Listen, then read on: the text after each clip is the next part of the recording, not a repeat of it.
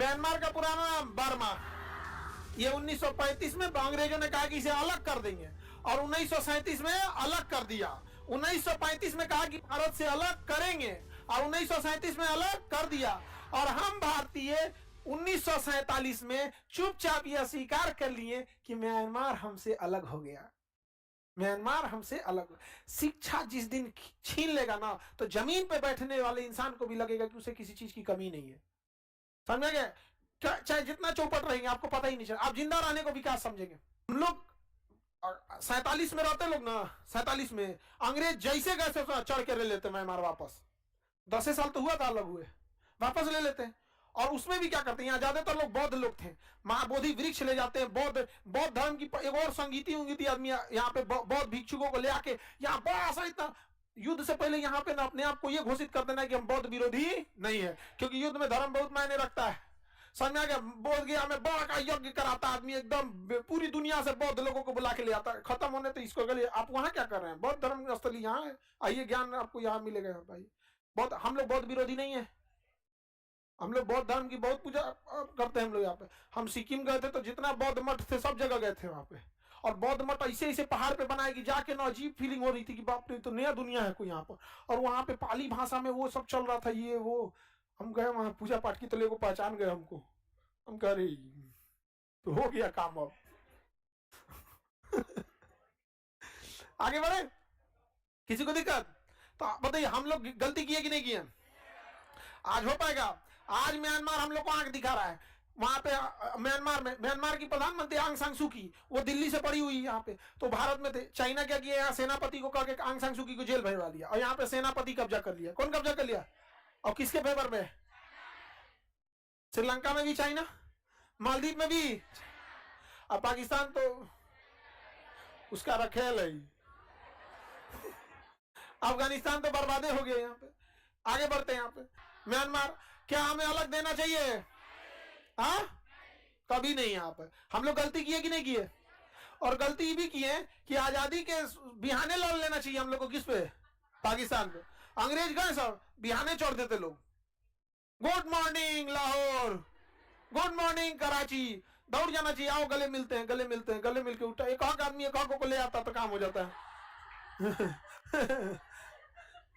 थाली में सजा के दे दिया हम लोगों ने, और उसके बाद हम लोग बहादुरी में गिनती होती है। ये बताइए, हम लोग ये भी नहीं मानते हैं कि आजादी के वक्त हम लोग आजादी तो ले लिए, विभाजन क्यों होने दिए?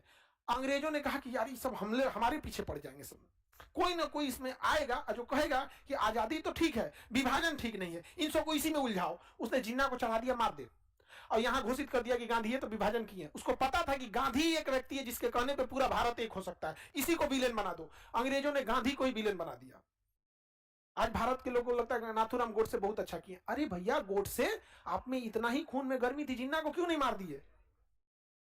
मार देते। आजादी की लड़ाई में इतने अंग्रेज थे, एगो को तमाचा तो मारे रहते यार। ये खुद तमाचा तो मारे रहते। 80 साल के बूढ़ा को 2 गोली मार दिए। हम लोग 80 साल के बूढ़ा आदमी को धक्का नहीं मारेंगे। उस इंसान को चला नहीं जाता था तो कंधा पे हाथ रख के चलता था। अमूमन आदमी की हाइट क्या रहती है? ज्यादा रहती है, कंधा पे हाथ रखना थोड़ा मुश्किल रहता है। तो आभा, मनु, ऐसे जो आश्रम की महिलाएं थी, तो उसको लालछन लगा दिया चरित्र पे। देख रहे हो, महिला के हाथ पे रख के चल। अरे यार, बूढ़ा आदमी 80 साल का, आप क्या चाहते हो उसके साथ? वो बूढ़ा आदमी को हाथ पर काम करेगा 80 साल के उम्र में। 6 महीना बचल था 80 साल में, मार दिया वहां पे गोली। वाह! अरे भाई, जिन्ना को मारता, लेकिन जिन्ना को मारने के लिए भगत सिंह जैसा कलेजा चाहिए था। भगत सिंह जैसा, नाथुराम गोडसे जैसा। 80 साल के बूढ़ा को मार के अगर कोई आदमी अपने को बहादुर कर रहा है तो धन्य है वो। ढकेल देता तो मर जाता वो आदमी। ढकेल देता 80 साल के बूढ़ा आदमी को तेजी ढकेल देकर नहीं मर जाएगा। वाह! अब समझ में आता है देश गुलाम क्यों रह गया। हम लोग भौगोलिक गुलाम, राजनीतिक गुलाम नहीं, मानसिक गुलाम थे। अंग्रेजों को पता था कि गांधी जो है ना, गांधी ये चाहेगा ना तो ये कुछ करा देगा यहाँ पे। अच्छा, जिन्ना को टीबी था। जिन्ना को क्या था? टीबी। अंग्रेजों ने जांच कराया, हॉस्पिटल किसका? अंग्रेज का। निकल गया जिन्ना को टीबी, अरे बाप रे बाप जिन्ना मर जाएगा, जिन्ना मर जाएगा। लॉर्ड माउंटबेटन फोन किया, हे महाराज जिन्ना मर जाएगा। और जहां जिन्ना मरा ना, तो किसी मुस्लिम नेता में इतनी ताकत ही नहीं थी कि पाकिस्तान अलग कराते। अंग्रेजों ने कहा था कि हम 1948 में भारत को आजाद कर देंगे, 1948 में भारत को आजाद कर देंगे। कहा कि रे जिन्ना को टीबी है, मर जाएगा रे भैया, ये मर जाएगा। एक काम करो, अगर ये मर गया तो केवल देश आजाद होगा, टुकड़ा नहीं होगा। और गांधी की एक बात पे सब लोग एक हो जाएंगे। वो एक गांधी था जिसने 18 भारत छोड़ो आंदोलन करा दिया। वो गांधी था जिसने नमक आंदोलन के लिए पूरे देश को खड़ा कर दिया। गांधी था जिसने सविनय अवज्ञा आंदोलन कर दिया। वो गांधी था जिसने असहयोग आंदोलन खड़ा कर दिया। हम सारे नेताओं की इज्जत करते हैं जो स्वतंत्रता के लिए जान दिए, चाहे जिनका नाम हुआ या जान नहीं हुआ। लेकिन हम ये कहते हैं कि इतना बड़ा प्रभाव भी तो डालना चाहिए। आप किसी एक व्यक्ति के नाम के लिए किसी दूसरे को अपनी ऊंचाई बढ़ानी है, अपनी ऊंचाई करो कि किसी छाती पे चढ़ के ऊंचाई बढ़ाओगे। भगत सिंह को कौन रेस्पेक्ट नहीं करता है, लेकिन ये कहना कि गांधी को मत करो, भगत सिंह को करो।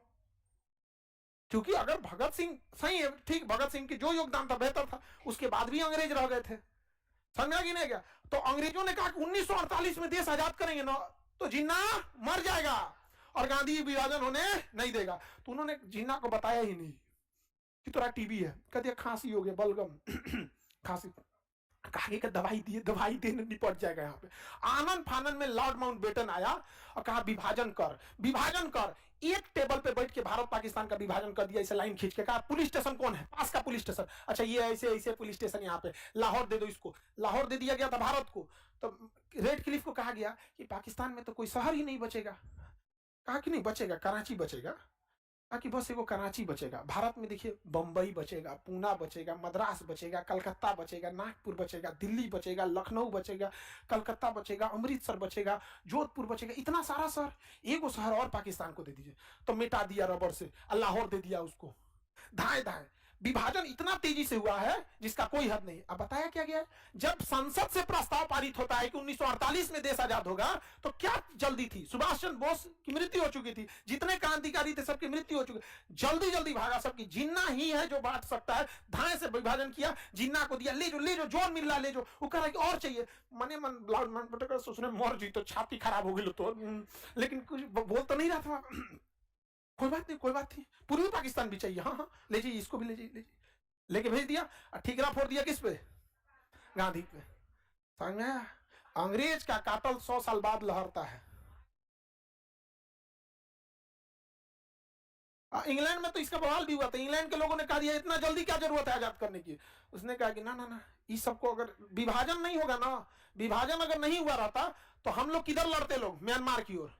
विभाजन नहीं होता तो किधर लड़ लेते, म्यांमार। उसके बाद कहते कि मेरा कोहिनूर हीरा, मेरा पैसा, मेरा सब कुछ। उसने कहा ना ना ना ना, तुम इसी में लड़ो।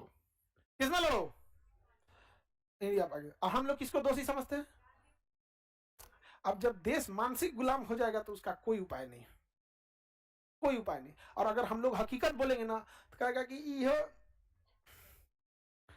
समझा कि नहीं, हमको कोई टांग खींचेगा तो हम टांगे चला देते हैं। ले छोड़ाएंगे क्या लिए, हम टांग खींचेगा कोई, छोड़ाएंगे फिर टांग पकड़ लेगा, कचर देते भाई छोटा कहीं का। समझा कि नहीं, दोबारा कैसे पकड़ेंगे, वहां पे कचर देंगे उनको। यहाँ पे हमरा से कोई कहे ना नाथूराम गोडसे, हम कहे भगत सिंह। 80 साल के बूढ़ा आदमी को गोली मार देना, सामने बगल में था लॉर्ड माउंटबेटन, जिन्ना।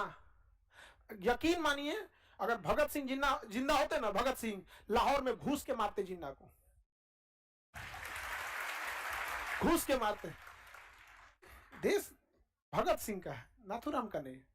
लेकिन दिक्कत जानते हैं क्या, गांधी को मानने वाले भी गांधी की तरह होते हैं, दूरदर्शी सोच के। अब नाथूराम को मानने वाले भी नाथूराम की तरह ही होते हैं कि भाड़ में गया लॉजिक, भाड़ में गया दिमाग, मर तो रहा जो। समझ गया। तो हम लोग को क्या फर्क पड़ता है, शिक्षक को हमेशा पढ़े लिखे लोग ही पसंद करेंगे। हम लोग शिक्षक कभी भी पढ़े लिखे लोग ही उसे पसंद करेंगे। जिसके घर अशिक्षा है उसका सबसे बड़ा दुश्मन शिक्षा और शिक्षक है कि नहीं। तो उसको कौन कर सकता है, कोई दिक्कत नहीं। हमेशा याद रखिए, जिस तरह से भारत में चाणक्य ने चंद्रगुप्त मौर्य को बनाया, शिक्षक अपनी रक्षा के लिए अपने संरक्षक खुद बना लेता है। समझ आया कि नहीं आ गया।